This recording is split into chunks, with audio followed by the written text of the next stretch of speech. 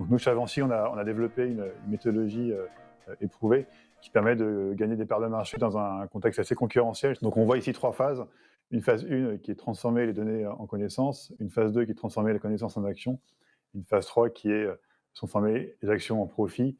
C'est vrai qu'il faudra se poser les bonnes questions. Quels sont les parcours prospects les plus efficaces, les plus efficients? Est-ce que j'ai un cycle de vie qui est pertinent? Est-ce que j'ai des franchisés ou des intégrés? Comment est-ce que je les gère par rapport au cycle de vie de mes clients? Est-ce que j'ai la même expérience chez mes franchisés que chez mes intégrés? C'est un ensemble de questions qu'il faut se poser, et celles-là, on peut se les poser grâce effectivement à sa connaissance client. Et c'est la phase 1 qu'on propose en général, qui est connaître ses clients grâce à la segmentation, avec 3 types de données. Des données qu'on va appeler des données transactionnelles, un deuxième type de données qui s'appelle des données digitales, et un troisième type de données qui sont les données démographiques. Et c'est le croisement de ces 3 types de données qui vont créer ce qu'on appelle chez Avancy l'hypersegmentation.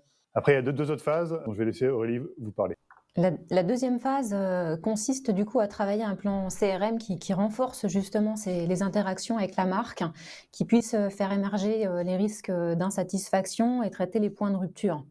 Donc dans la méthodologie employée chez Avancy, on va s'attacher d'abord à détailler et à valider un parcours très précis du prospect dans son cycle de conversion PRM ou du client dans son cycle de fidélisation.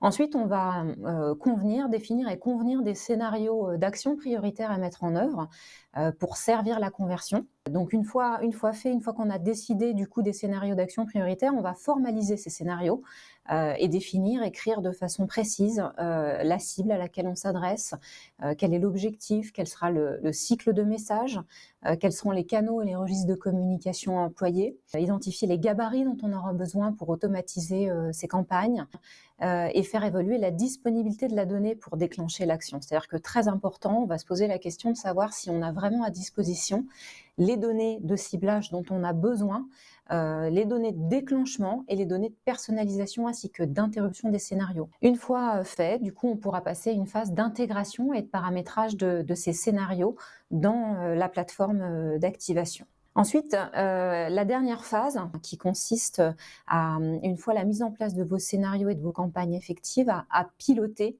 via la mise en œuvre de tableaux de suivi avec notamment le concours de solutions de BI ou de data visualisation pour mesurer la performance évidemment, mais c'est également pour aider et participer à la prise de décision. Donc cette donnée disponible en temps réel pour être analysée, elle permet également d'identifier les points de progrès et d'adapter vos plans d'action parce qu'il faut continuer de s'inscrire dans une démarche d'optimisation permanente.